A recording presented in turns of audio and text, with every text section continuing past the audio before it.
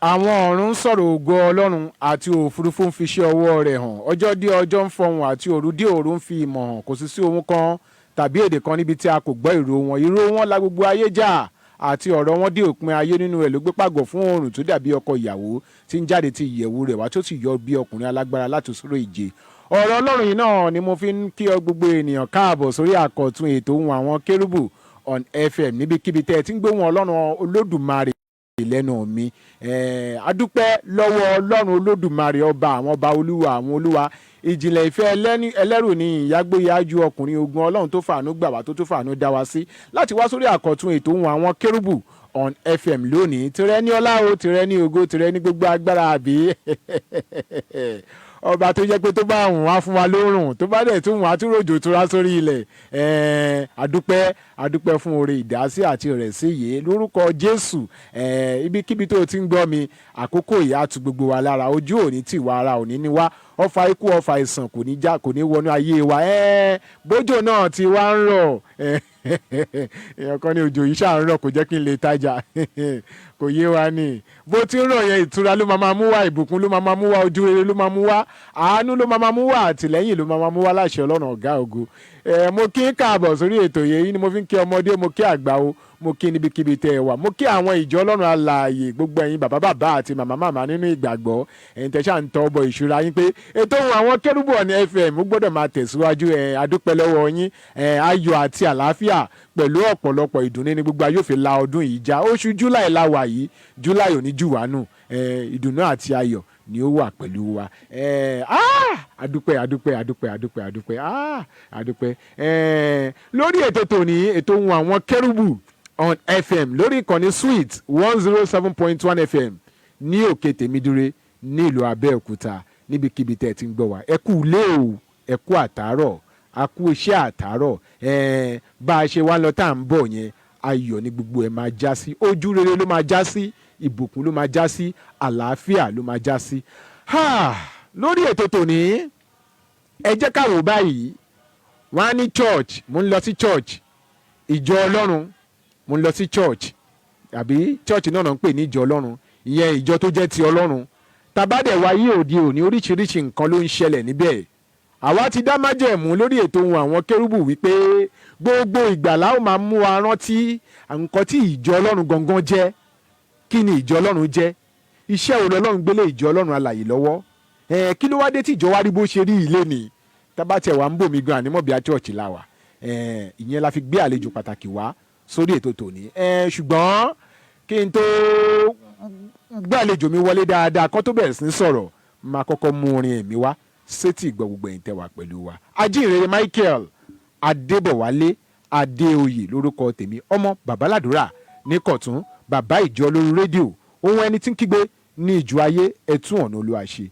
Ẹ kú àtàárọ̀, ẹ káàbọ̀ sórí ètò tòní.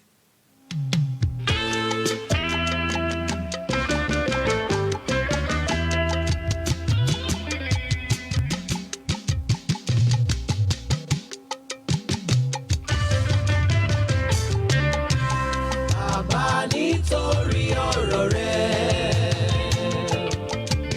nítorí ọ̀rọ̀ rẹ̀, ayé mi ṣe torí mi ṣe bàbá, aráyé lè mọ̀ pé mo ní ọ. Nítorí rẹ̀ o. Bàbá nítorí ọ̀rọ̀ rẹ̀. Nítorí ọ̀rọ̀ rẹ̀ o. Nítorí ọ̀rọ̀ rẹ̀. Ọ̀rọ̀ tó táyé mi ṣe. Ayé mi ṣe torí mi ṣe bàbá. Olùgbàlà o. Aráyé lè mọ̀ pé mo ní ọ.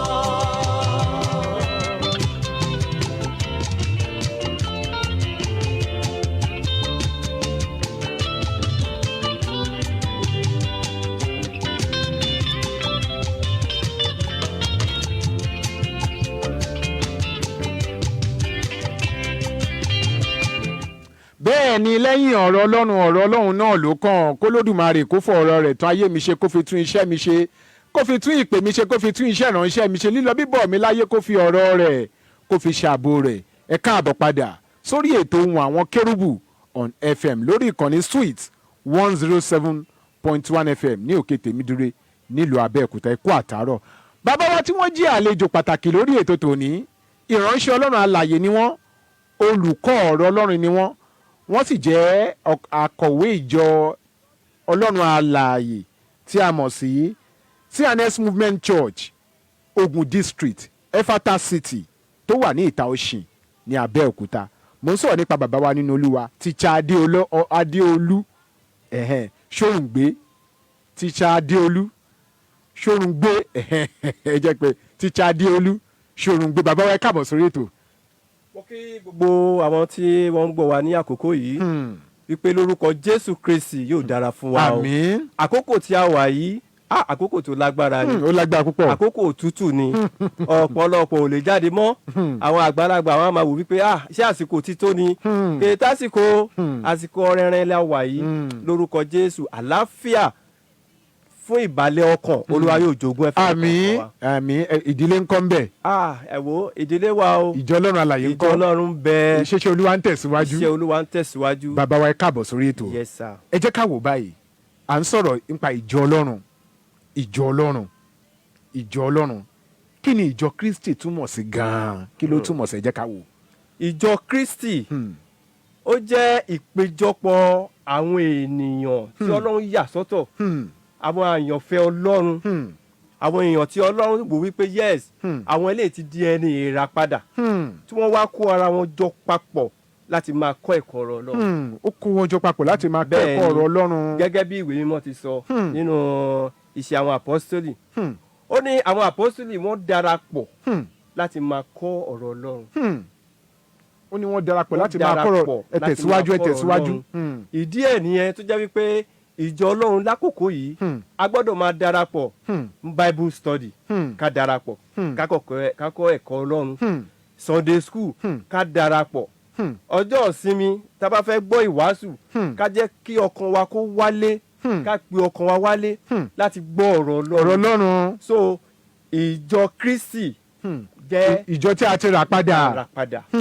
Tó jẹ́ pé àwọn ẹni ìràpadà ló wà bẹ́ẹ̀. Ọlọ́run alààyè ìyẹn ni pé àwọn tá a ti rà padà, tá a ti fẹ̀jẹ̀ Jésù rà padà, tá a ti fọ̀rọ̀ Ọlọ́run rà padà kúrò nínú èrí wọn, àwọn ni wọ́n wà ń bẹ́ẹ̀. Iṣẹ́ pàtàkì wo ni Ọlọ́run wá gbélé ìjọ Ọlọ́run lọ́wọ́? Àwọn iṣẹ́ pàtàkì wo ni Ọlọ́run gbélé ìjọ Ọlọ́run lọ́wọ́? Àwọn iṣẹ́ tí Ọlọ́run gbélé wa lọ́wọ́ pọ̀. Ó yẹ ṣìkáwò ẹ máa mú wọn lẹ́kọ̀ọ́ kẹ́ máa ṣàlàyé. Ní àkọ́kọ́ gẹ́gẹ́ bẹ́ẹ̀ ni ìràpadà, tá a bá ti di ẹni ìràpadà a lè ṣiṣẹ́ Ọlọ́run o. Tí a bá wo Deuteronomy nínú chapter 10, 12 ó sọ̀rọ̀ ń bẹ̀.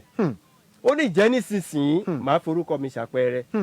Ìjẹ́ nísinsìnyí tíṣà Adeolu Sorungbe kí ló Olúwa béèrè ní ọwọ́ rẹ̀? Ọlọ́run béèrè wípé kí n jẹ́ ẹni tó ń pa òfin mọ́, kí n jẹ́ ẹni tó nífẹ̀ẹ́ Ọlọ́run, tó nífẹ̀ẹ́ ọmọ ẹnì kejì ẹ̀ dáradára. So ohun tí Ọlọ́run béèrè lọ́wọ́ mi nìyẹn.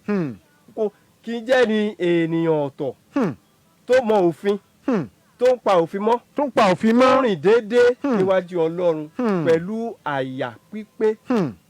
Èmi ò gorí òkè Olúwa lọ, èmi ò dúró níbi mímọ́ rẹ̀. Ṣebí torí pé mo jẹ́ ẹni tí ọkàn ẹ̀ mọ́ ni, tí ọkàn wa mọ́ kí la lè ṣe níwájú Olúwa? A lè ṣe nǹkan kan. A lè ṣe nǹkan kan. A lè ṣe nǹkan kan. Ìyẹn àkọ́kọ́. Ìyẹn ni pé gẹ́gẹ́ bí ìjọ a gbọ́dọ̀ jẹ́ kí ọkàn wa mọ́. Bẹ́ẹ̀ni.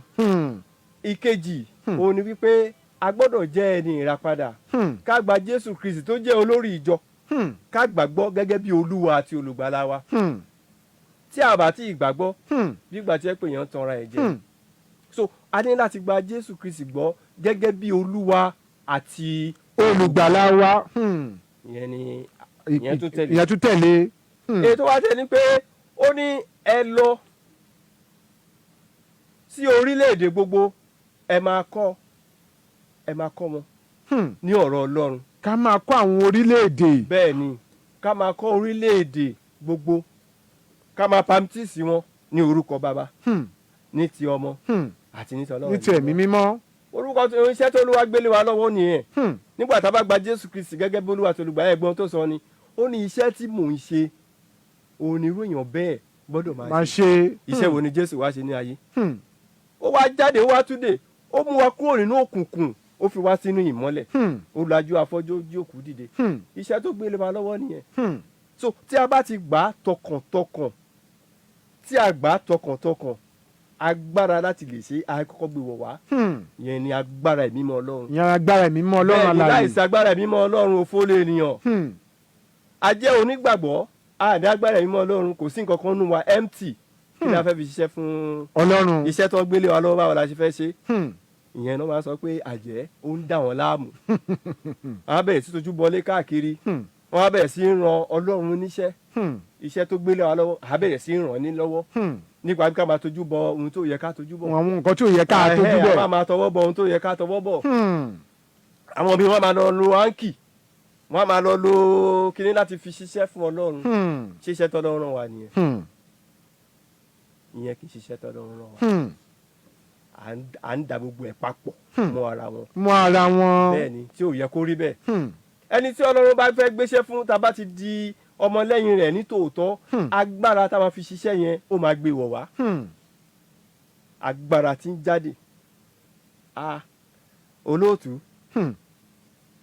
ẹnìkan ló pàdé pásítọ̀ kan nínú ibi tí wọ́n ti ń tajà supermarket ó ní pásítọ̀ mo ti máa ń wò ẹ́ tipẹ́ nínú TV ṣé wọ́n iná agbára ṣe orúkọ tẹ́ ń pè yẹn ṣó ń jẹ́ ìyẹn bá ní òun lè fọwọ́ sọ̀yà orúkọ Jésù Kristi orúkọ tó lágbára ni orúkọ ẹ̀ ló gbélé àwọn lọ́wọ́ láti fi ṣiṣẹ́ ìyanu wọ́n ní oṣù ọmọ mi sì kí o ṣé kí ní kan gbé wá ó lè gbé wá náà bá gbé ọmọkùnrin wá kò sí kọ́ńtì tí wọ́n ti gbé lọ kò sí ìlú tí wọ́n ti gbé dé ó lọ kàwé lábúrò ó bá yí lórí ìwádìí ẹni tí wọ́n gbé káàkiri ó ní ẹ gbé wá ẹ mọ bí Jésù ṣe jí Lásárù dìde irú àṣẹ yẹn ló lò ó ní gbogbo àìsàn tó ń bẹ lára ìránṣẹ́ yìí mo pa á láṣẹ ní orúkọ Jésù Kristi ara ọmọ yẹn balẹ̀ ó kọ́kọ́ sùn náà fún 3 days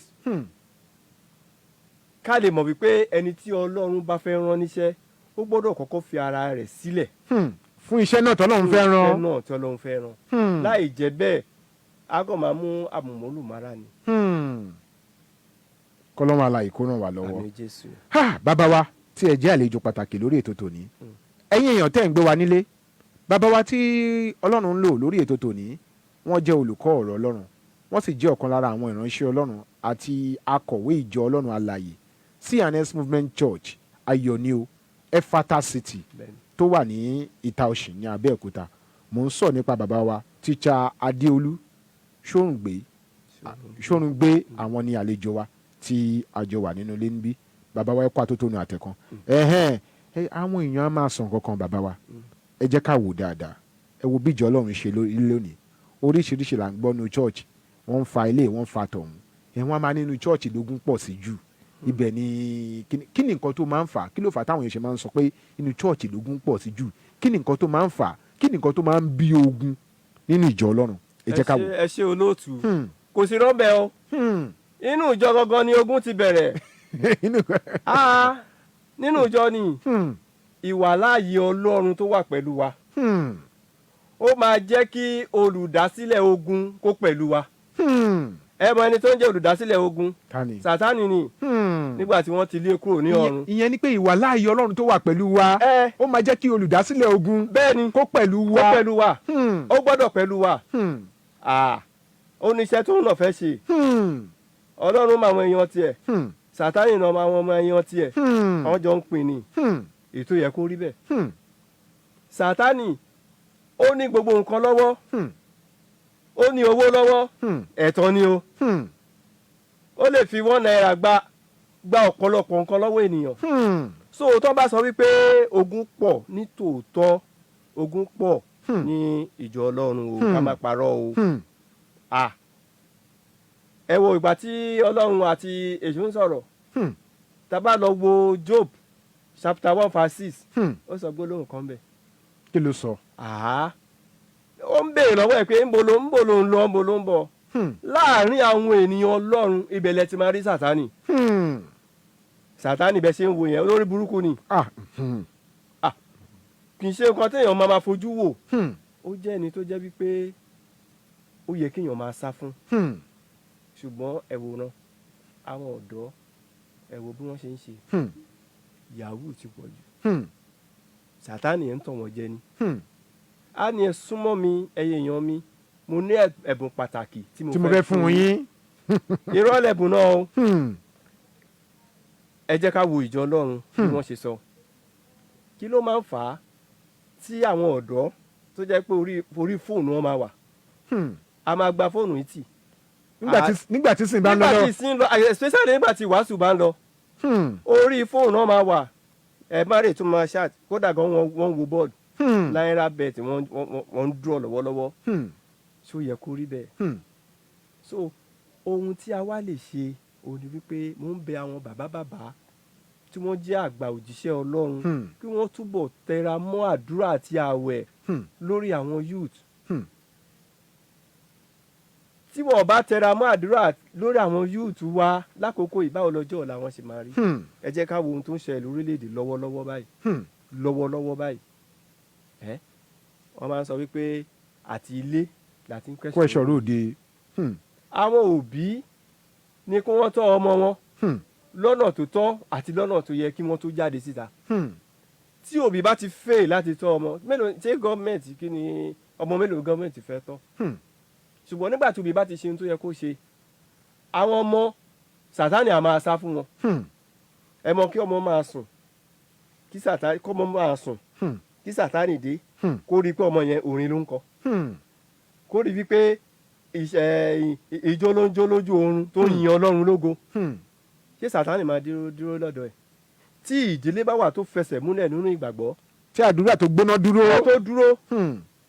àwọn ẹni bí wọ́n sọ pé àìbí ìkọ́nà rán wa sí ibẹ̀ ni o ńgbà tí wọ́n lè wọlé iṣẹ́ àdúrà ń lọ lọ́wọ́.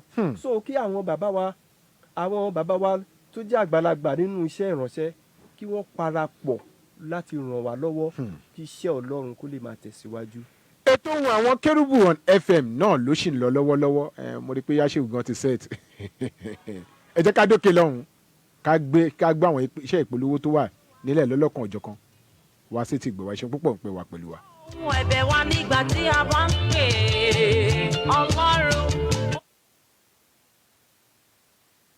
wá pàdé olùgbàlà níwájú ìtẹ́ tó kún fún àánú àtòrí ọ̀fẹ́. mọ àdúrà wa. Bàbá nítorí ọ̀rọ̀ rẹ̀. nítorí wá pàdé ọ̀rọ̀ olùgbàlà wa. níwájú ìtẹ́ tó kún fún àánú àtòrí ọ̀fẹ́. Cherubim and Seraphim Movement Church Ayọ̀ni Efata City Ogun District Branch ló ń pè ọ́ láti wá jogún nínú àṣẹ ńlá tó ń bẹ nínú ẹ̀jẹ̀ Jésù níbi ìsìn àti ìpàdé àdúrà ọlọ́sẹ̀ọ̀sẹ̀ àtolóṣooṣù wa. gbogbo ọjọ́ Wednesday ní ìsìnṣílò fún gbogbo ẹni tó ń wojú Olúwa fún ohun rere gbogbo bẹ̀rẹ̀ ní aago 10 òwúrọ̀ sí 12 ọ̀sán. ẹ̀kọ́ ọjọ́ ìsinmi Sunday School máa ń bẹ̀rẹ̀ ní aago 8 sí 9 òwúrọ̀. ìsìndúpẹ́ ọjọ́ ìsinmi Sunday Service yóò tẹ̀lé ní aago 9 òwúrọ̀ sí aago 1 ọ̀sán. Breakfast with Jesus ní gbogbo ọjọ́ Saturday kejì nínú oṣù ní aago 7 sí 9 òwúrọ̀. orin ìyìn tí fa ìwàláàyè Ọlọ́run sọ̀kalẹ̀ àdúrà ìdáǹdè pẹ̀lú ọ̀rọ̀ Olúwa tó kún fún ìgbàlà lábẹ́ ìṣàkóso ẹ̀mí mímọ́ ni Olúwa yóò fi bá ayé rẹ pàdé. CNS Movement Church Ayọ̀ni Efata City tó wà ní Aro Railway Quarters opposite Maito Age House Olómore Ìtaòṣì Abẹ́òkúta Ogun State. Prophet Raphael Ọláìdí Òkúnnẹ́yẹ leader in charge fún àdúrà àti ìgbaniníyànjú ẹ pè 0703-192-0632. wá ọba aláṣẹ pé ń dúró dè ọ́ Ayọ̀ni ṣe bàbá káráyé lè mọ̀ pé mo ní ọ nítorí ọ̀rọ̀ rẹ o. Nítorí ọ̀rọ̀ rẹ̀. torí ọ̀rọ̀ rẹ Jésù. Nítorí ọ̀rọ̀ rẹ̀. Ọkàn alárẹ̀wá sinmi láyà Jésù. bẹ́ẹ̀ni ìpín ńlá ni èyí sí ọ fún ìjọ ìsorúkọ mímọ́ Ọlọ́run alààyè láàrin àwọn olùsìn tòótọ́ tí ògo mímọ́ rẹ̀ ń tàn nínú ìjọ the Eternal Sacred Order of CNS Church ògo ẹ̀rí tàn onítẹ̀síwájú international ògénò tèmídìrè King Street headquarters. ọjọ́ Monday ní aago 9 òwúrọ̀ ìsìn àwọn aláboyún àtàwọn tó wojú Olúwa. ìṣòro àwọn fàdúrà jagun ní ọjọ́ Tuesday ní aago 11 alẹ́. ìsìn àwọn wòlíì àti Ṣílò ní ọjọ́ Wednesday ní aago 9 òwúrọ̀. gbogbo Friday àkọ́kọ́ nínú oṣù ní ìṣòro alágbára ní aago 11 alẹ́. Sunday school ní ọjọ́ ìsinmi ní aago 8 òwúrọ̀. ìsìn ìdúpẹ́ ọjọ́ ìsinmi Sunday service service yóò bẹ̀rẹ̀ ní aago 9 òwúrọ̀. Ó yá múra ká lọ jọ́sìn fún Olúwa nínú ìjọ The Eternal Sacred Order of Sanes Church Ògo Ẹ̀ríntàn Onítẹ̀síwájú International Ògénò Tèmídìrè District Headquarters 18 Salimasugbesan Avenue opposite Crown Royal Abiola Way Abẹ́òkúta. wòlíì Dámilá Stephen Adékúnlé JP bàbá ògo ni Olúwa ń lò fún iṣẹ́ mímọ́ rẹ̀ níbẹ̀. 0803-353-3002. Kó àníyàn rẹ̀ tọ̀ Jésù olùgbàlà wá. Kò sóhun tí ipá rẹ̀ lè ṣe láìsí ìdásí àtòkè wá. Jésù lolúwa. jẹ́ kán kọsẹ̀ kan ṣubú. gbogbo ènìyàn wá o ẹ wá darapọ̀ mọ́ níbi tí àánú Ọlọ́run ọ̀gá ògo ti ń ṣàn. Sacred Sanes Church Godwell Parish Afúngbàlájẹ Headquarters Temple of Mercy. ó pe gbogbo èèyàn sí ìsìn àti ìpàdé àdúrà ọlọ́sọ̀ọ̀sẹ̀ wa. Bible study ní ọjọ́ Monday ní aago 5 ìrọ̀lẹ́. ìsìnṣúná ní aago 9 òwúrọ̀ ní ọjọ́ Tuesday. Ìpàdé àwọn wòlíì àti alóore ní aago 12 òwúrọ̀ ní ọjọ́ Wednesday. ìsìn Jésù báyìí ní ìmìpàdé ní aago 12 òwúrọ̀ ní ọjọ́ Thursday. Àgbàyanu ìṣòro ní gbogbo ọjọ́ Friday ní aago 10 àṣálẹ́. ẹ̀kọ́ ọjọ́ ìsinmi Sunday school ní aago 9 òwúrọ̀ ní ọjọ́ Sunday. Nígbà tí ìsìn ìdúpẹ́ ọjọ́ ìsinmi yóò bẹ̀rẹ̀ ní aago 10 òwúrọ̀. gbogbo ìsìn àti ìpàdé àdúrà ọlọ́sẹ̀ẹ̀sẹ̀ yìí yóò máa wáyé nílé ìjọsìn Sacred Sanes Church Godwell Parish Afúngbàlájẹ Headquarters Temple of Mercy. Ní nọ́mbà 50 Olúwo Road Ìsàlẹ̀ Àbẹ̀tú Abẹ́òkúta Ògùn State Apostle Prophet Elijah Olútóbi Olútádé bàbá òmìnira Minister in charge. Hello alàgbà 0803-686-9551 0803-686-9551. Jésù olùgbàlà ń dé òde ọ̀. kíyèsí gbogbo ẹni tó dá iná ẹ fi yí ara yín ká o.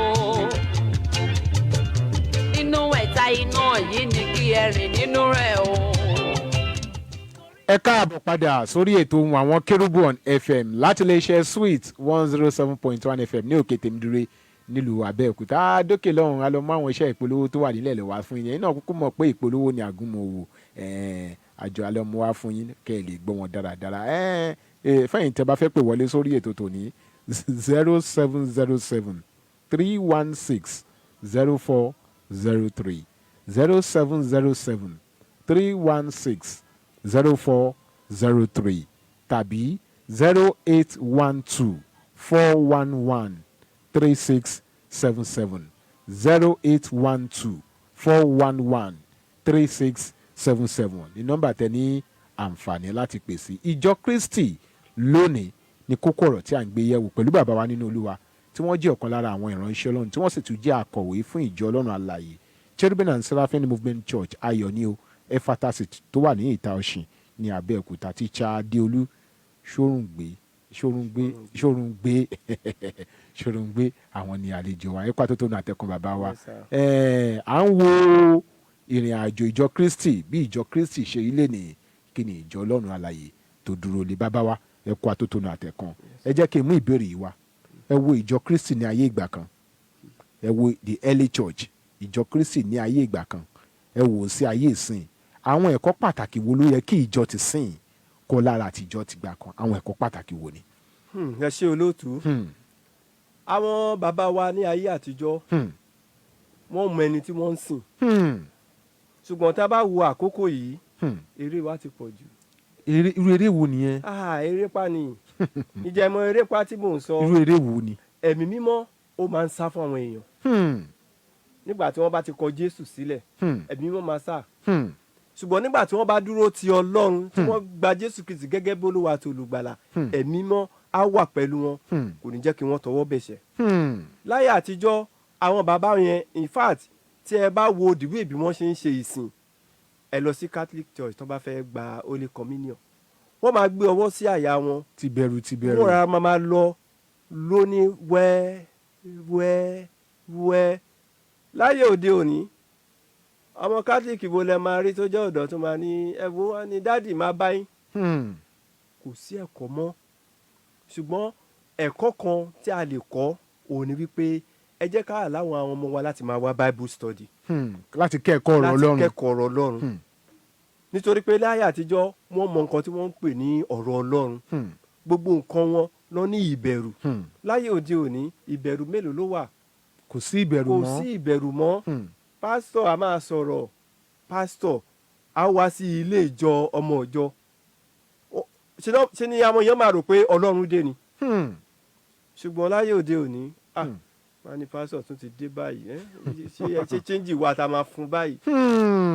ìyẹn ni pé pásítọ̀ gan ò bá aṣọ olúwa lọ́bẹ̀. láyé àtijọ́ chẹ́ńjì gan ni pásítọ̀ bá lọ́bẹ̀. wọ́n máa kó iṣu jáde wọ́n máa gbé èlùbọ́ wọ́n máa pọ́n òjíṣẹ́ ọlọ́run wọ́n máa pọ́n wọn lé bí ìgbà tó jẹ́ pé ọlọ́run dé ni. ṣùgbọ́n ẹ jẹ́ ká wo ẹ̀kọ́ tí a ń kọ́ lọ́wọ́lọ́wọ́ báyìí. social media ó ti jẹ́ kí gbogbo nǹkan kó bàjẹ́. ẹ wò ó kí ọlọ́run kó ṣàánú fún wa. àmín. kí ọlọ́run kó ṣàánú fún wa. àmín. àwọn èèyàn ó dà ọlọ́run alààyè àrùn wa. àwọn ọ̀rọ̀ àmọ̀ràn wo ni ẹni fún ìjọ ọlọ́run ní ayé àkókò yìí? àwọn ọ̀rọ̀ àmọ̀ràn pàtàkì wo lẹ́ni fún ìjọ ọlọ́run ní ayé àkókò yìí? ẹ jẹ́ kí gbogbo wa ká padà sí ọ̀dọ̀ Jésù Kristi. gbogbo àwọn tí wọ́n ti gbà láàbọ̀ kí wọ́n padà lọ gbà lódindin. àwọn bàbá mi nínú Olúwa máa ń sọ̀rọ̀ kan ìyẹn àwọn prophet Ọláìdé Òkúnlẹ́yẹ wọ́n máa ń sọ̀rọ̀ kan o ò gbóná o ò tútù kí wá wá ní àǹfààní ẹ. a ní kò sin Ọlọ́run òun ṣe dẹ̀gẹ̀dẹ̀gẹ̀ a ní kò gbé Ọlọ́run ga kò sìn kí Ọlọ́run gọ́mọ̀ wípé ta ló ń sìn mí jẹ́ ìdíje lọ bá a lórí ìtẹ́ kí lẹ̀ mọ̀ iṣẹ́ tí Sólómọ́nì ń ṣe kí lẹ̀ mọ̀ iṣẹ́ tí Dáfídì ń ṣe tí Ọlọ́run fi ń gbọ́ tiwọn fúnra Ọlọ́run ló máa sọ kalẹ̀ wá bá wọn ọmọ mi kí ló fẹ́ wọ́n á tún máa sọ wípé ṣàlàyé gbogbo ohun tí o fẹ́ Sólómọ́nì náà wò mí ìfẹ́ kankan ju ọgbọ́n ìmọ̀ àtòyé lọ àdúpẹ́ lọ́wọ́ Ọlọ́run Olúwa ṣeun Ọlọ́run ṣeun kí gbogbo wa ká padà sí ọ̀dọ̀ Ọlọ́run. ètò Ohun Àwọn Kerubu FM náà ló ṣì ń lọ lọ́wọ́lọ́wọ́. a fẹ́ mú ọ̀rọ̀ kan tó ń lọ nínú ìjọ Ọlọ́run wá sétí ìgbọ́ gbogbo ènìyàn. ọ̀rọ̀ kan tó ń lọ àyíntẹ́ wálé ẹ̀yin náà máa dá sí o bàbá tó ń jẹ́ àlejò pàtàkì níbí àwọn náà máa dá sí ọ̀rọ̀ tó ń lọ nínú ìjọ Ọlọ́run ẹ̀yin tẹ́ wà nílé máa dá sí. ẹ̀hún ni wípé nínú ìdílé kan ọkọ nìkan ló ń ṣiṣẹ́. bàbá wa ọkọ nìkan ló ń ṣiṣẹ́. ọkọ wa wò wípé bí ìyàwó òun ṣe ń ṣe wàhálà yìí kóun wáṣẹ́ fún ìyàwó òun pé kò sí òun nìkan lòun dá forí fa ó wá bá wá iṣẹ́ ìjọba gan ló bá wá. ẹ̀yin náà dẹ̀ mọ̀ wípé bí alẹ́yìn oṣù mẹ́ta ni ìjọba máa tó sanwó. nígbà tó máa dẹ̀yìn oṣù mẹ́ta wọ́n kó owó oṣù mẹ́ta ìjọ wọ́n san fún ìyàwó. ọkọ ló bá wá iṣẹ́ yìí ọkọ ló bá ìyàwó wá iṣẹ́ yìí ọkọ ló bá ìyàwó wá iṣẹ́ yìí lẹ́yìn oṣù mẹ́ta wọ́n san sálárì fún ìyàwó wá kó owó yìí ó wá kó lọ chọ́ọ̀chì ó lọ fi ṣètọrẹ àánú láì sọ fọ́kọ. ọkọ wa ń béèrè wípé bọ́rọ̀ ìdí ẹ̀ ṣe rí dúná ó yẹ kán ti sanwó fún yín wọn ti sanwó fún yẹ kán ti sanwó fún yín. ìyàwó wa ní òun ti lọ fowó sow seed ní chọ́ọ̀chì pé láì sọ fọ́kọ. ọkọ wa ní nínú kó lọ gba owó yẹn padà àbí kó kúrò ní ilé òun láàrin ọ̀sẹ̀ kan kó mú kan nínú méjèèjì. bàbá wa gẹ́gẹ́ bí ikọ̀ kí n tó ṣojú òpó sílẹ̀ fáwọn tó máa pè wọlé gẹ́gẹ́ bí ikọ̀ Ọlọ́run alààyè ṣé kó lọ gba owó yẹn padà ni kókò ń lé ọkọ ni àbí kókò ń lé ọkọ ló máa da kó fowó yẹn lẹ̀ ń bẹ̀ gẹ́gẹ́ bí àti ìhà wo ló yẹ kí ìjọ kọ ìhà wo ló yẹ kí ìjọ máa kọ jẹ́ kọ́kọ́ mú ìbéèrè wá ṣé kó lọ gba owó yẹn padà ló máa da ni àbí kókò ń lé ọkọ ẹ jẹ́ ká wò gẹ́gẹ́ bí ikọ̀ àti ìrìjú Ọlọ́run alààyè sínú ọ̀rọ̀ tó ń lọ nínú ìjọ. olóòtú ọ̀rọ̀ ńlá lẹ sọ yìí o ṣe rí obìnrin tí wọ́n bá wáṣẹ́ bẹ́ẹ̀ni Ọlọ́run gbà fún ni o ọkọ tí ó bá ìyàwó wáṣẹ́ bẹ́ẹ̀ni Ọlọ́run gbà fún ni o nígbà tí ìyàwó wá lọ gba owó tó kówó dé kò sọ fún ọkọ kò sọ fọ́kọ ó bá kó owó ó kó lọ sí chọ́ọ̀chì ó lọ fi sow seed ó lọ fi ṣe sow seed nǹkan ńlá ni. ṣẹ́rí tí èèyàn bá jẹ́ ẹni tó gba Ọlọ́run gbọ́ tọkàntọkàn tí kì í ṣe awúrúju ó yẹ kó lè pe ọkọ ẹ̀ kó ṣàlàyé fún. tí kì í ṣe ẹ bá wa gbóhùn yẹn sókè ẹ súnmọ́ kínní ẹ bá mi gbẹ́nu. tí kì í ṣe awúrúju ó yẹ kó pe ọkọ ẹ̀ kó ṣàlàyé fún.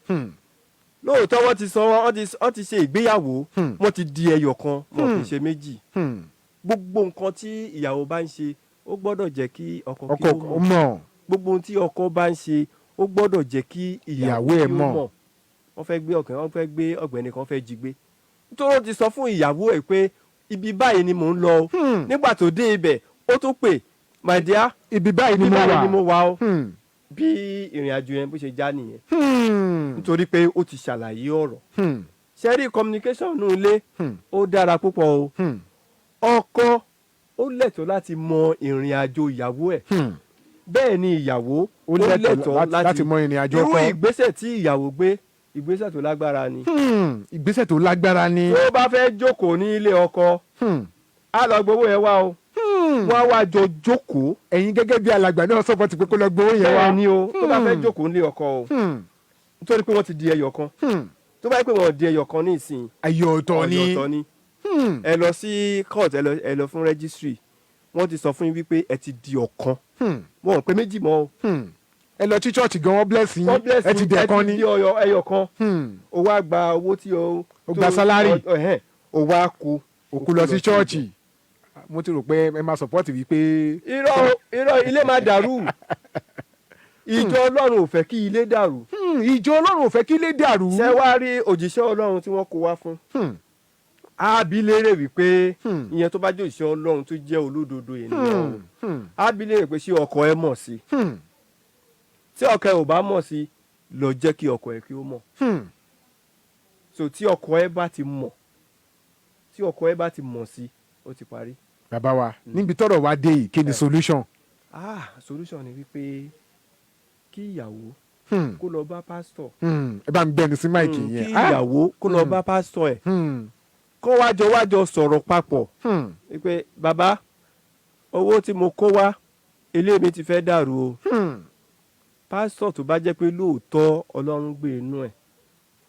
a rí ilé yẹn ní pàtàkì. bẹ́ẹ̀ ni ju owó yẹn lọ. ilé gangan ló níjọ. tí ìdílé ò bá ṣẹ́tù ìjọ ọlọ́run ò lè ṣẹ́tù. kò lè rọ́gbọ́. kò lè rọ́gbọ́. ẹ ti ríbi tí ní àárín ohun tá à ń sọ yìí ọkọ tó bá yẹ pé ọkọ tó jẹ́ alágídí ọkàn ni ó lè kíyàwó ẹ̀ kó lù tí tó máa fi bọ́ ọ. bẹ́ẹ̀ ni o. church gan lè fara kó ń bẹ̀. bẹ́ẹ̀ ni o. á di ọ̀rọ̀ kóòtù o. àwọn adájọ́ bá wa dá sí o. wọ́n á ní bẹ̀rẹ̀ sí ní kan lọ gbé pásítọ̀ wá. ìdí ẹ̀ táwọn òjíṣẹ́ ọlọ́run máa fi ọgbọ́n ọlọ́run ṣiṣẹ́ ìránṣẹ́ nìyẹn. bàbá wa ẹ jẹ́ kí n mú ìbéèrè yìí wá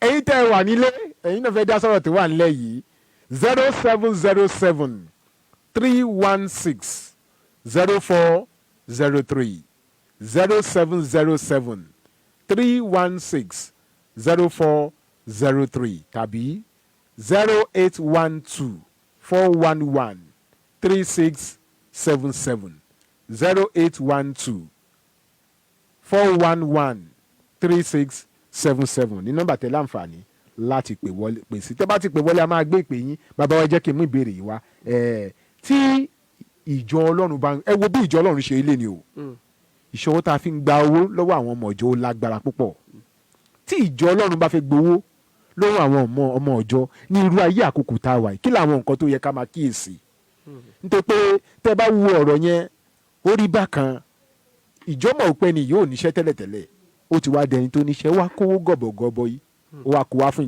ìjọ náà dẹ́gbà kí lè àwọn nǹkan èmi ti ríbi tí wọ́n tẹ ọkọ àti ìyàwó wà ní church tí wọ́n dẹ̀ ń sọ̀rọ̀ lọ́wọ́ báyìí tí alàgbà dẹ̀ ń sọ pé we thank Mrs. kinekan for giving us their landed property at eléwé ẹran God bless you ma tí ọkọ dẹ̀ ń wojú ìyàwó báyìí pé landed property wo property tá a ṣẹ̀ṣẹ̀ lọ rà ní 3 months ago ló lọ gbé fún church tí ò dẹ̀ sọ fọkọ tí ìjọba fẹ́ gbà nǹkan lọ́wọ́ àwọn èèyàn nínú ìjọ bí owó ni àbí dúkìá ni kí lè àwọn nǹkan tó yẹ ká ṣe mọ̀ pé ọ̀rọ̀ ìjọ Kristi lónìí là ń sọ̀rọ̀ nípa rẹ̀ kí lè àwọn nǹkan tó yẹ ká máa kíyèsí bàbá wa. ẹ jẹ́ ká dúpẹ́ lọ́wọ́ ẹ̀mí mímọ́ ọlọ́run. Olúwa ṣeun. ẹ̀mí mímọ́ ọlọ́run òun ló máa tọ́rọ àwọn èèyàn bẹ́ẹ̀ sọ́nà bí bẹ́ẹ̀ kọ́ ilé á dàrú. ìyàwó tó gbé ìwé ilé ẹ̀ sílẹ̀ tí ọkọ ò dẹ̀ mọ̀ nǹkan kan tọkọ ò mọ̀ ilé tọ́jọ́ kọ́ tí ọkọ wa ń fojú ẹ̀gbẹ́ kan wò ó ipe ló ṣe léyìí tán ìfẹ́ ojú lásán náà fi ń bá ara wọn lò kì í ṣe ìfẹ́ tí Ọlọ́run sọ.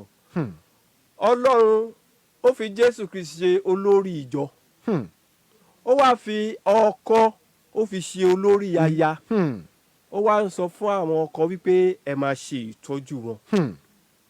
So tí ìyàwó bá ti gbé ìgbésẹ̀ tó wrong á kúrò nílé o abẹ́ ẹ̀gbọ́n mi ilé ò ní ṣe gbé ilé ò ní ṣe gbé o á kúrò nílé o ṣùgbọ́n àdúpẹ́ lọ́wọ́ Ọlọ́run pé àsìkò tí a wà yìí Ọlọ́run ti ń tún àwọn ìdílé kọ̀ọ̀kan ṣe nípa ọ̀rọ̀ Ọlọ́run. ọ̀rọ̀ Ọlọ́run. ọ̀rọ̀ Ọlọ́run tí ọ̀rọ̀ Ọlọ́run bá jinlẹ̀. kì í ṣe pé tinú mi ni máa ṣe. ó lè sọ pé ṣọ́ọ̀ṣì tó ń lọ yẹn ò lọ mọ́. ọkọ ní àṣẹ láti sọ fún ó yẹn ní àṣẹ o. pé ṣọ́ọ̀ṣì tó ń lọ yẹn ò lọ́bẹ̀ mọ́. ó lọ́bẹ̀ mọ́. tó bá wá sọ fún pásítọ̀ tó jẹ́ ènìyàn náà á dá padà sí ilé ọkọ ẹ̀ á ní lọ tẹríba fún ọkọ ẹ̀. èmi dẹ̀ ti rí ìjọ tó jẹ́ wípé ọkọ àti ìyàwó ń jà chọ́ọ̀chì sọ pé kí ìyàwó máa bọ̀ lọ́dọ̀ tàwọn ó dẹ̀ ń wọ́ṣìpù ńbẹ̀ láìsí àṣẹ ọkọ ẹ̀ ńbẹ̀ ọkọ dẹ̀ ń sọ fún pé chọ́ọ̀chì yín tó ń wáyé mi ò fọwọ́ sí alàgbà ìjọ yẹn gan ló ń ránṣẹ́ padà sọ́kọ wípé ó ti ń wá bíná kò sí nǹkan tó o lè ṣe ẹ gba ìjọ lámọ̀ràn o torí wípé ó fẹ́ dà pé ìjọ ti ń kọjá ìjọ ti ń kúrò níbi gbèdéke tí Kristi fi wá sí àti ń ṣe àwọn nǹkan míì tí kò yẹ ká máa ṣe ní irú àkókò báyìí bàbá wa. àti ń tọwọ́ bẹ̀ṣẹ̀ ni. tí Jésù bá ti ń kúrò láyé ènìyàn irú èèyàn bẹ́ẹ̀ ti ń tọwọ́ bẹ̀ṣẹ̀. pásítọ̀ tí ó bá jẹ́ wípé gẹ́gẹ́ bí mo ti máa ń sọ àwọn pásítọ̀ kan wà kì í ṣe pé bóyá Ọlọ́run ló pè wọ́n àwọn náà pe ara wọn nítorí pé wọ́n fẹ́ jẹ oúnjẹ. ṣùgbọ́n pásítọ̀ tí Ọlọ́run bá pè lóòtítọ́ àti lódodo Ọlọ́run á fún ní ọgbọ́n ìmọ̀ àti òye láti darí ìjọ. hello ẹ káàsán sà ẹ káàsán sà ẹ káàsán sà ń gbọ́ yín kétékété. hello sà. ẹ káàsán sà ẹ káàsán. ẹ káàsán ẹ máa pé ètò sà. yes sir. orúkọ tèmi ni Orílómọ̀ láti ìlú Abẹ́òkúta. ẹ káàbọ̀ sórí ètò bàbá wa Orílómọ̀ láti. mo dúpẹ́ lọ́wọ́ pásítọ̀ yẹn gidi gan wípé wọ́n ṣe sà. mo rò bí wípé wọ́n máa gbì lẹ́yìn pé nǹkan tí arábìnrin yẹn ṣe ó dáa ni. ibi tí mo lọ rí sà ẹ̀yin gan tẹ́ ẹ ṣètò ẹ bí sí rárá yín ìyàwó mi kú gba owó tí mo bá ń ṣiṣẹ́ ó má fi lọ mí nílé mo wá náà ti kó lọ sí ṣọ́ọ̀ṣì gan ẹ̀tọ́ tí ṣọ́ọ̀ṣì yóò ní dàrú sà. ìkejì tí mo fẹ́ bẹ̀rẹ̀ lọ́wọ́ pásítọ̀ mi rè sà.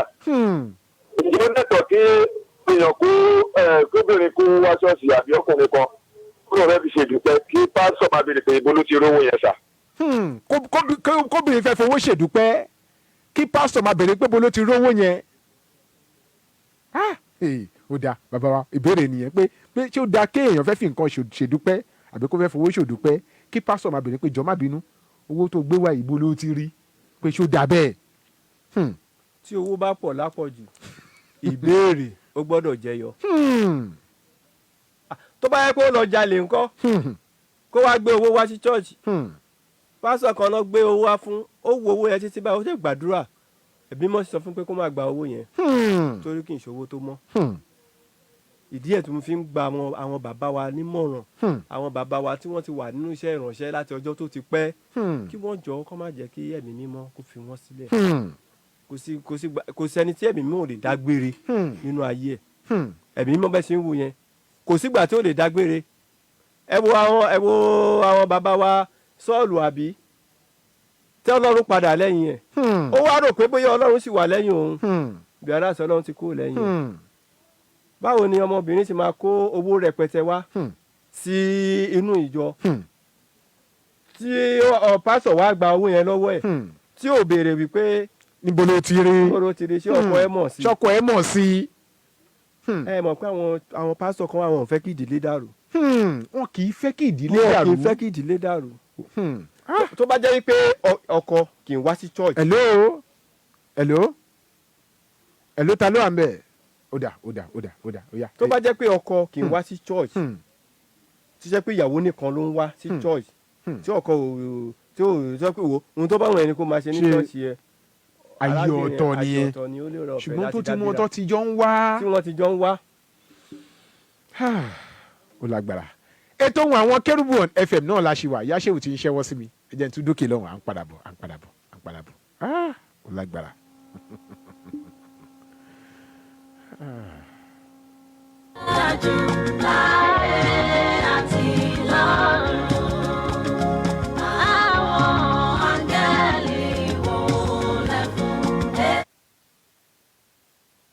wá pàdé olùgbàlà níwájú ìtẹ́ tó kún fún àánú àtòrí ọ̀fẹ́.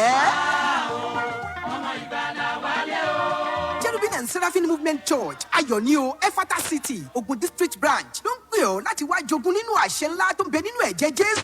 Níbi ìsìn àti ìpàdé àdúrà ọlọ́sẹ̀ọ̀sẹ̀ àtolóṣooṣù wa. Gbogbo ọjọ́ Wednesday ní ìsìnṣílò fún gbogbo ẹni tó ń wojú Olúwa fún ohun rere gbogbo. Bẹ̀rẹ̀ ní aago 10 òwúrọ̀ sí 12 ọ̀sán. Ẹ̀kọ́ ọjọ́ ìsinmi Sunday school máa ń bẹ̀rẹ̀ ní aago 8 sí 9 òwúrọ̀. Ìsìndúpẹ́ ọjọ́ ìsinmi Sunday service yóò tẹ̀lé ní aago 9 òwúrọ̀ sí aago 1 ọ̀sán. Breakfast with Jesus ní gbogbo ọjọ́ Saturday kejì nínú oṣù ní aago 7 sí 9 òwúrọ̀. Orin ìyìn tí fa ìwàláàyè Ọlọ́run sọ̀kalẹ̀. Àdúrà ìdáǹdè pẹ̀lú ọ̀rọ̀ Olúwa tó kún fún ìgbàlà lábẹ́ ìṣàkóso ẹ̀mí mímọ́. Ni Olúwa yóò fi bá ayé rẹ pàdé. CNS Movement Church Ayọ̀nío Efata City tó wà ní Aro Railway Quarters opposite Maito Age House Olómore Ìtaòṣì Abẹ́òkúta Ogun State. Prophet Raphael Ọláìdí Òkúnnẹ́yẹ leader in charge. Fún àdúrà àti ìgbaniníyànjú ẹ pè 0703-192-0632. Wá ọba aláṣẹ pé ń dúró dè ọ́ ayọ̀ ni o.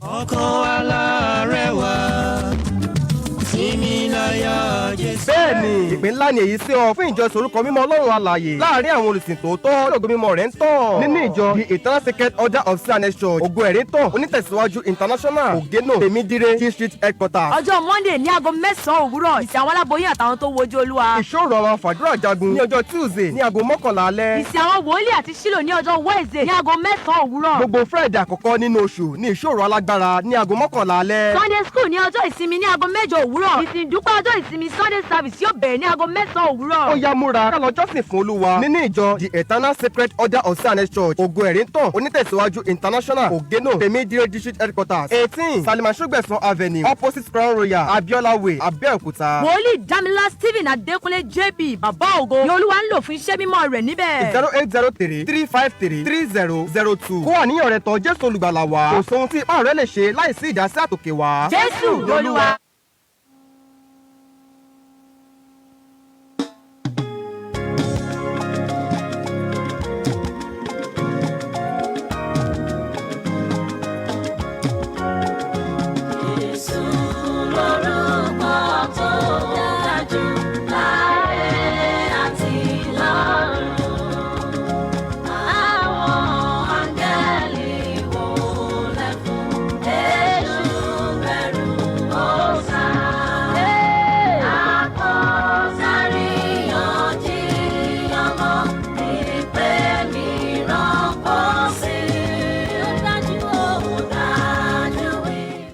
adúpẹ́ lọ́wọ́ Ọlọ́run fún orí ọ̀fẹ́ tó fún wa lórí ètò tòní ẹ̀rí bá a ṣe mú wá ètò Ohun Àwọn Kerubu on FM náà ló ṣe lọ lọ́wọ́lọ́wọ́ lórí ìkànnì Sweet 107.1 FM ní òkè Tèmídire nílùú Abẹ́òkúta.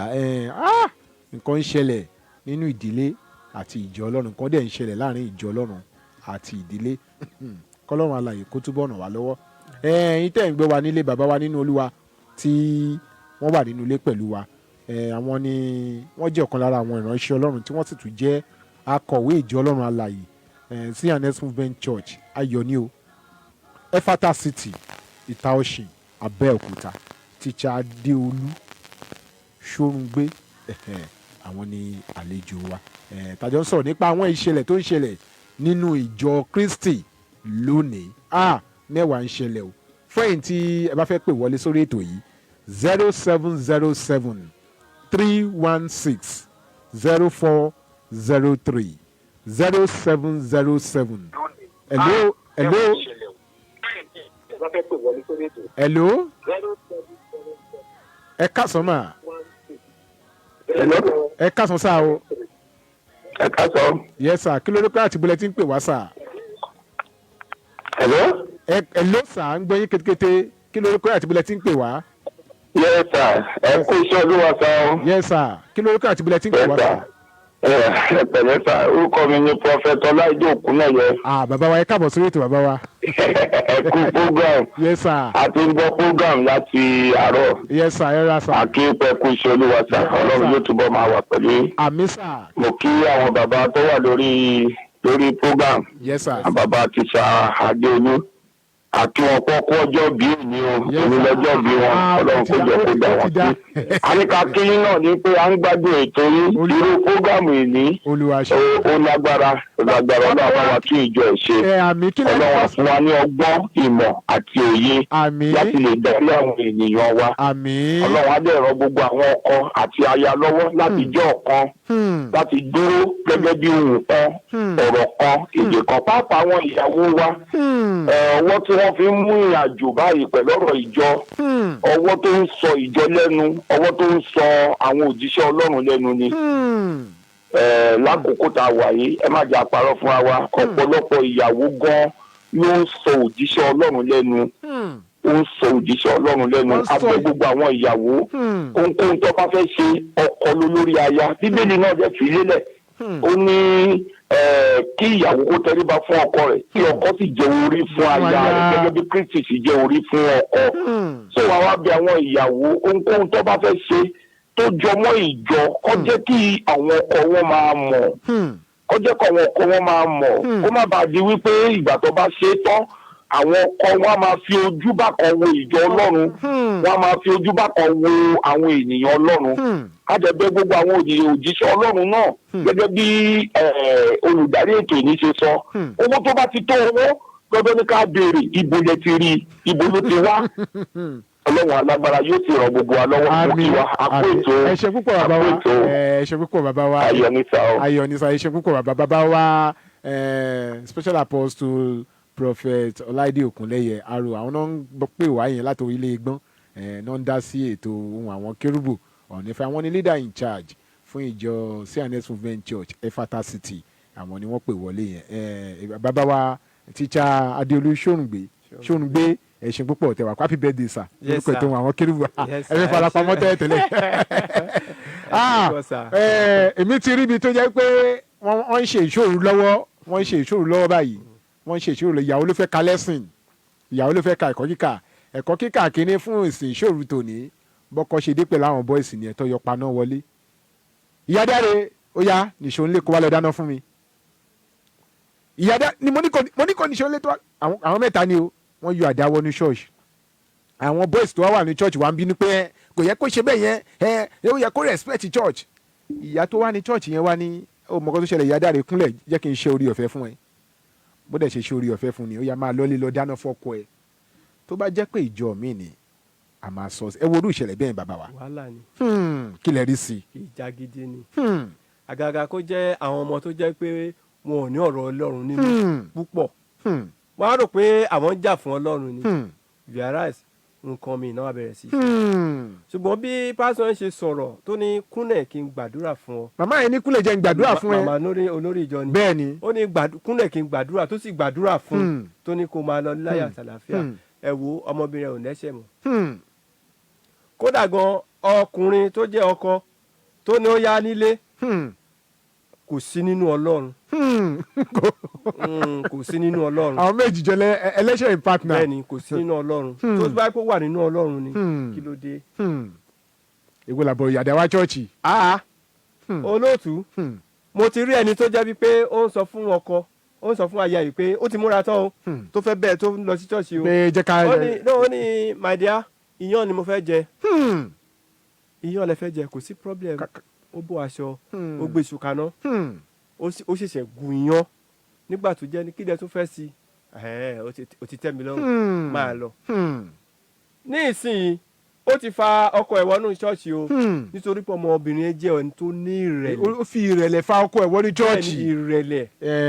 kọlọ̀ ń ṣàní èmi tiẹ̀ máa ń sọ wípé kò sóbìnrin tí ò ní kọ́kọ́rọ́ ọkùnrin lọ́wọ́ tí wọ́n gan bá ní ìrẹ̀lẹ̀ tó bá ní ìrẹ̀lẹ̀ tó bá ní sùúrù wàá ti ní kọ́kọ́rọ́ máa yẹn lọ wàá kọ́ máa control ẹ̀ báyìí ni ọ̀pọ̀lọpọ̀ àwọn èèyàn máa ní ó ń control ìyá ọkọ ẹ̀ ó ń control ọkọ ẹ̀ ìrẹ̀lẹ̀ ló fi ń control ẹ̀ kò ń ṣògùn kì í ṣe kankan ìrẹ̀lẹ̀ ní ọgbọ́n ni òun ló fi ń control ẹ̀ yìí máa ń sọ kò sí tóbìnrin bá ti lẹ́ẹ̀mí ìrẹ̀lẹ̀ á control ọkọ ẹ̀ ju bó ti yẹ lọ adúpẹ́ lọ́rùn fún oore ọ̀fẹ́ tòun bàbá wa kẹ́ tó máa lọ lórí ètò yìí ẹ gbàdúrà fún wa àti gbogbo ọkàn tó wà nílé.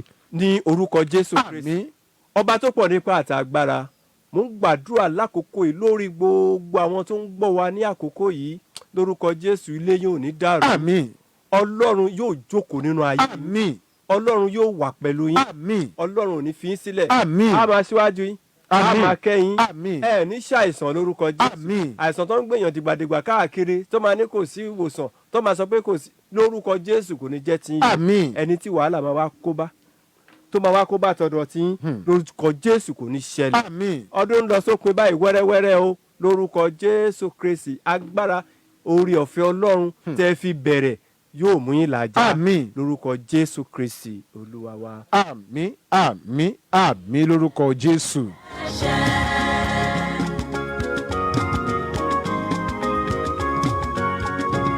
Kerubu àti Serafu, wọ́n ìtẹ́ bàbá ga. Ìgbà gbogbo níwájú rẹ̀, wọ́n kọ orin yìí. Àkọsáríyànjiyàn mọ́ ìpè mìíràn bọ́ sí. Ó dájú wípé Jésù kú, àrífẹ́mi ẹlẹ́ṣẹ̀. a dúpẹ́ lọ́wọ́ Ọlọ́run fún orí ọ̀fẹ́ tó fún wa lẹ́nu ẹ̀yin náà rí bí ètò tòní ṣe lọ ètò Ohun Àwọn Kérúbù on FM láti lè iṣẹ́ Sweet 107.1 FM ní òkè tèmídìrẹ́ nílùú Abẹ́òkúta ọ̀rọ̀ láti gbọ́ lọ́tún ló sì yẹn lẹ́nu bàbá wa tí wọ́n jẹ́ àlejò pàtàkì nínú ilé àti gbogbo àwọn ènìyàn tí wọ́n pè wọlé a dúpẹ́ lọ́wọ́ gbogbo yín pátápátá nítorí pé bàbá wa Láìdé Òkúnlẹ̀yẹ wọ́n sọ̀rọ̀ kan lẹ́ẹ̀kan wọ́n ní wípé àwọn obìnrin ti jẹ́ kán sọ ìjọ Ọlọ́run wọ́n dẹ̀ ti jẹ́ kán sọ àwọn ìránṣẹ́ Ọlọ́run lẹ́nu ẹ jẹ́ ká ṣe ohun gbogbo ní ìwọ̀ntúnwọ̀nsì ẹ jẹ́ ká ṣe ohun gbogbo ní ìwọ̀ntúnwọ̀nsì èèyàn kan sọ wípé mo sọ fún èèyàn kan pé ọkọ ẹ lórí ẹnu lẹ ọkọ ẹ ní kí ni mi ì lè gbọ́ràn sí lẹ́nu nígbà tó mọ̀ pé ò lè gbọ́ràn sí lẹ́nu kí ló fẹ́ fún kí ló fẹ́ fún ẹni téèyàn bá lè gbọ́ràn sí lẹ́nu èèyàn kì í fẹ́ kí ló fẹ́ fún ẹ wo bí ìjọ Ọlọ́run ṣe ilé ni nígbà téèyàn kan máa fi tara sọ̀rọ̀ títí ẹni yẹn wá sọ́fíìsì mú bá mi sọ̀rọ̀ nígbà tó fi tara sọ̀rọ̀ títí ó ní àwọn ìránṣẹ́ Ọlọ́run sìn gan inú wọn kì í dùn tí ilé bá tò mọ́ ó ní àwọn single mother dẹ̀ náà ń fẹ́ ń chọ́ọ̀chì báyìí kọ́ lè máa rí wọn control kọ́ lè máa rí wọn ránṣẹ́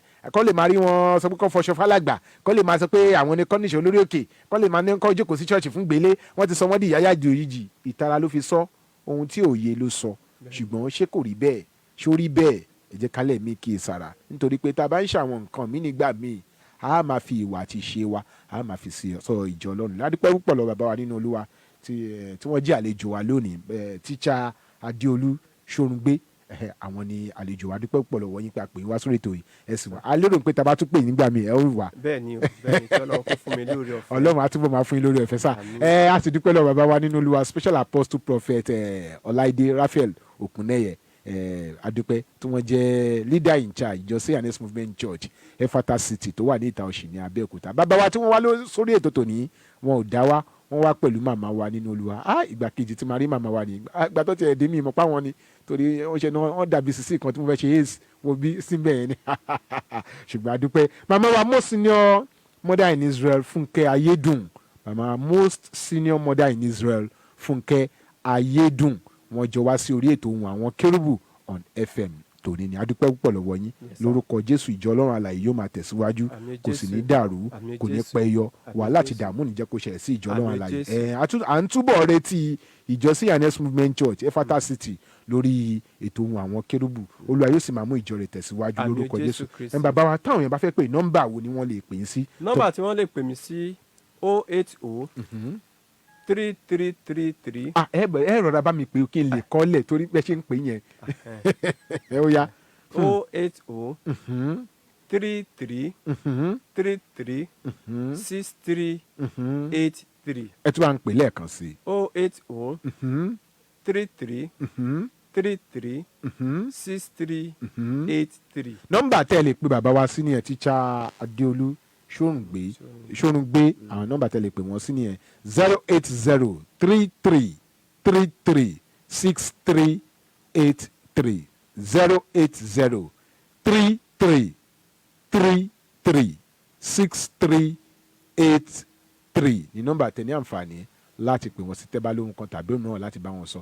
Ọlábùsí ó wà níbí ọmọlọ́jà ọmọ Ògo Tuntun àjọ wà níbí nítajọ́ ṣiṣẹ́ ìránṣẹ́ ètò tòní nígbà tó máa fi dọ̀sẹ̀ tó ń bọ̀ àgélú àbí àgélú on my mind ó mì gbìgbìgbì lọ́kàn ọ̀la àgélú tó wà dọ̀sẹ̀ tó ń bọ̀ báyìí ọlọ́run akíntóbi àjàyí arójibíkà ó ti ṣiṣẹ́ dáradára lórí òkè àgélú bó ti máa ń ṣe lọ́dọọdún ọlábòsí ó wà níbí pẹ̀lú wa àjọ ṣiṣẹ́ ìránṣẹ́ ètò Ohun Àwọn Kérúbù on FM tòní ni yáṣẹ́ù city folk àwọn lọ́lọ́wọ́ bọ́tìnì mi tó ń gbé lọ sókè tó ń gbé lọ sílẹ̀ ó rí gbogbo wa ò ní burú o ní ṣiṣẹ́ ìránṣẹ́ yìí jẹ̀bi o ìṣẹ̀dẹ̀ wa ò ní gbàbọ̀dé ní dẹ́ni à ń fẹ́ kún gbé kiri o ẹ̀yin tẹ̀ ń wà létẹ̀ ń gbé wa ní àlàáfíà ọlọ́run alààyè yóò wà pẹ̀lú wa ẹ jẹ́ ká máa fèyí ṣe lọ fẹ́ tẹ́ bá lóhun kan tàbí òmíràn láti bẹ́ẹ̀ mi atọ́kùn ètò Ohun Àwọn Kérúbù on FM sọ tẹ́ bá ní ohun kan tàbí òmíràn láti bẹ́ẹ̀ mi atọ́kùn ètò Ohun Àwọn Kérúbù on FM sọ ẹ ní àǹfààní láti pè mí sórí nọ́mbà yìí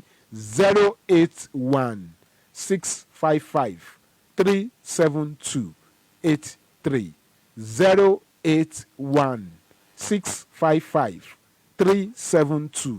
081-655-372-83 kọ́ọ̀lù àti whatsapp mi náà nìyẹn 081-655-372-83 ajínrere Michael Adébọ̀wálé Adéoyè lórúkọ tèmi ọmọ babaládùúrà ní kọ̀tún bàbá ìjọ lórí rédíò ohun ẹni tí ń kígbe ní ìjọ ayé ẹ̀tún ọ̀nà olúwa ṣe a ó fàyọ̀ pàdé lórí ètò yìí lọ́sẹ̀ tó ń bọ̀ láṣẹ ọlọ́run ọ̀gá ògo shalom shalom. Sweet FM